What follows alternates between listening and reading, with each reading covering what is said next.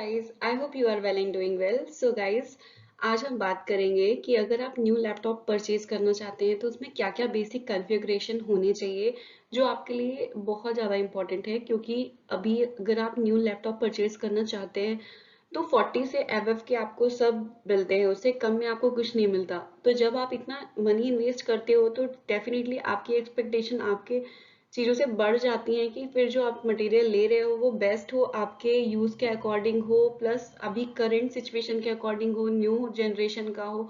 तो वो सारी चीज़ें बहुत मैटर करती हैं। सो गाइस, चलिए हम देखते हैं कि कौन से बेसिक कॉन्फ़िगरेशन तो होने ही होने चाहिए जो बहुत ज़्यादा इम्पोर्टेंट हैं। तो सबसे पहले हम देखते हैं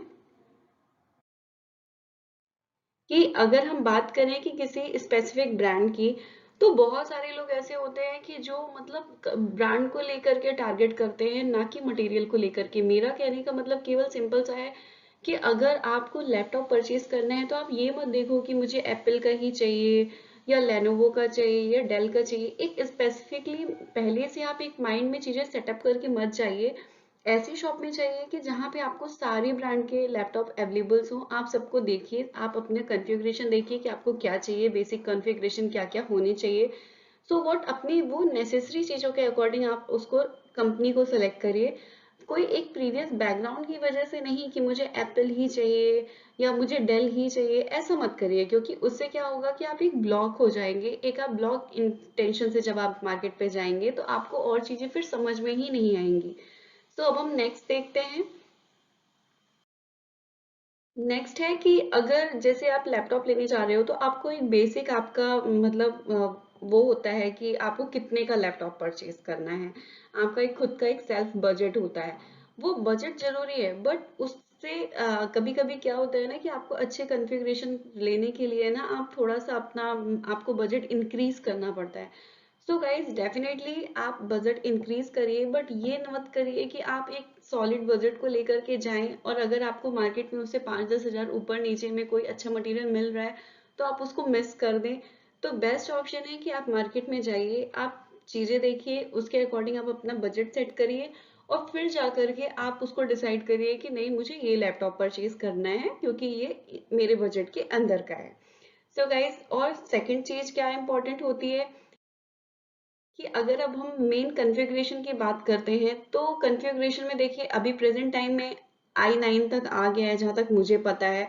तो और 10th जनरेशन का लेटेस्ट है। तो अब आप प्रेजेंट टाइम में होकर के अब आप i3 परचेज कर रहे हो, आपकी रिक्वायरमेंट ज्यादा है। बहुत सारे एप्लीकेशंस ऐसे होते हैं जो जनरेशन के अकॉर्डिंग चेंज होते रहते हैं, वो पुराने जनरेशन वाले लैपटॉप पे नहीं वर्क करते हैं। तो डेफिनेटली जब आप प्रेजेंट टाइम में 2020 में कोई मटेरियल परचेज कर रहे हो तो आप ये सोच करके करो कि आप आगे वो एटलीस्ट 5 से 7 साल बाद कितना भी चीजें चेंज हो जाए बस उस पे वो फंक्शन चले, रन करे, कंटिन्यू रहे। ये नहीं कि आपने इतना पैसे भी लगाए, 50-60 हज़ार रुपए आपने लगाए और उसके बाद आप पुराना i3 लेकर के आ गए या i3 से और भी कोई ऐसा मॉडल की जिसमें बहुत ज्यादा स्पेस नहीं है, आप वो लेकर के आ गए और फिर आपको कुछ टाइम बाद रियलाइज हो रहा है लेने के बाद कि नहीं यार मेरे को तो इतने की स्पेसिफिक जरूरत थी और मैंने इतना ले लिया। तो वो आप रिटर्न भी नहीं कर सकते और उसके आप तुरंत पहले एक बार खरीद चुके हो तो आप सडनली दूसरा लैपटॉप परचेज भी नहीं कर पाओगे। तो आप एक तरह से मतलब आपको प्रॉब्लम होगी आपको चीजों को यूज करने में। सो गाइज, आप पहले सबसे पहले आप उस पर ये देखिए कि अगर आप अभी 2020 में कोई लैपटॉप परचेज कर रहे हो तो ऐसा लैपटॉप लो कि जो आगे से 6 से 7 साल तक वो कंटिन्यू प्रॉपर वर्क करे और उसमें सारे फंक्शन रन करे। उसमें कोई फंक्शन से प्रॉब्लम रिलेटेड नहीं होनी चाहिए। जैसे मेरा जो लैपटॉप है वो i5 है, 10 जनरेशन है। आई नो i5 बहुत ही मतलब पुराना है बट वो मेन है कि लेटेस्ट जनरेशन का है, 10 जनरेशन का है, इसलिए उसमें सारे फीचर्स वर्क करते हैं और उसमें कोई भी इशू नहीं क्रिएट हुआ है फिलहाल अभी तो मुझे। सो नेक्स्ट देखते हैं। नेक्स्ट आता है ऑपरेटिंग सिस्टम।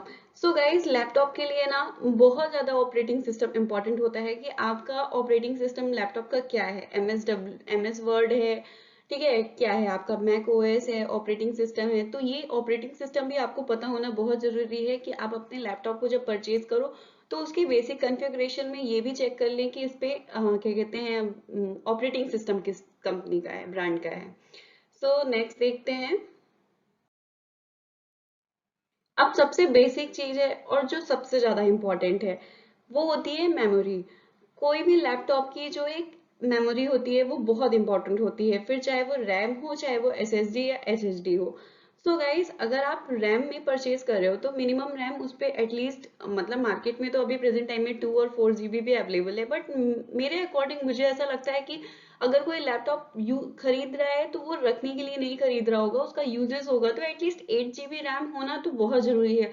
उसके बाद आपके बजट के अंदर अगर आपको 8 GB से भी ज्यादा रैम मिल रही है डेफिनेटली, और प्लस उसके साथ साथ उस पर एक और ऑप्शन होना चाहिए कि आप हार्ड डिस्क भी लगा सके। फिर गाइस एसएसडी, अगर आपका लैपटॉप एसएसडी है, सॉलिड स्टेट ड्राइव का है, तो गाइस मिनिमम एटलीस्ट 128 GB तो कुछ भी नहीं होता है, उसे अपग्रेड करने का भी उसमें फंक्शन होता है, तो डेफिनेटली आप अपग्रेड करवा भी सकते हो। बट अगर आप न्यू लैपटॉप परचेज कर रहे हो तो एटलीस्ट 512 GB तो मिनिमम होता है कि जिसके अंदर इनफ एंड सफिशिएंट स्पेस रहता है, और वो आपको काफी टाइम तक, मतलब बिना हार्ड डिस्क यूज करे भी आप आराम से उसको करा सकते हो। क्योंकि जब आप लैपटॉप खरीदते हो या मोबाइल खरीदते हो तो जैसे उस पे कुछ ऐसे एप्लीकेशंस होते हैं कि जो वो आधे से ज्यादा स्पेस वो लेकर के रखते हैं। ठीक है, तो वो स्पेस तो ऑलरेडी उनको लेकर के रखना ही है, क्योंकि आपके भी लैपटॉप में बहुत सारे ऐसे एप्लीकेशंस हैं जो वो परमानेंट फिक्स हैं, आपका वो स्पेस लेके रखेंगे। बट जब आप में मेमोरी बहुत ही कम होगी, एसएसडी बहुत ही कम होगी, तो फिर आपको वो प्रॉब्लम करेगा, क्योंकि अगर आप एक्स्ट्रा उस पर कुछ अपना डालते हो तो फिर आपको वो बताने लगेगा कि आपका जो क्या कहते हैं स्पेस नहीं है उस पे। और गाइस एसएसडी का प्लस बेनिफिट, जैसे आपको भी पता है कि सॉलिड स्टेट ड्राइव होती है, एक तो बहुत ही फास्ट वर्क करती है। एसएसडी वाले लैपटॉप भी थोड़ा सा रेंज उनकी हाई होती है, और इतने फ्यू सेकंड में आपका लैपटॉप एकदम रन करने लग जाता है। फिर एचएसडी, अगर आप एचएसडी का ले रहे हो कि एचडीडी है आपका कि हार्ड डिस्क ड्राइव है, तो एचडीडी में एटलीस्ट 2 TB तो मिनिमम होना ही चाहिए, क्योंकि इतना तो बहुत ही बेसिक होता है। और हार्ड डिस्क वाला जो लैपटॉप होता है वो थोड़ा सा स्लो प्रोसेस होता है एसएसडी के अकॉर्डिंग। कोई खराबी नहीं होती उस पे, बट थोड़ा सा उसको ओपन होने में टाइम लगता है। और सो गाइज, अगर आप मतलब लैपटॉप परचेज कर रहे हो तो उस पे एक बैटरी बैकअप भी बहुत इंपॉर्टेंट होता है कि एटलीस्ट आपका मिनिमम 7 to 8 आवर्स आपका लैपटॉप बिना चार्ज किए हुए आराम से चल सके, क्योंकि जो उसमें ऐप होते हैं वो बहुत ज्यादा बैटरी लेते हैं। तो इस वजह से आपको बैटरी के लिए इनफ बैटरी होना चाहिए, बैटरी बैकअप होना चाहिए कि आप 7 to 8 आवर्स मिनिमम आप एक बार फुल चार्ज करने के बाद यूज कर सको। ठीक है गाइस, अब हम देखेंगे ग्राफिक कार्ड के बारे में।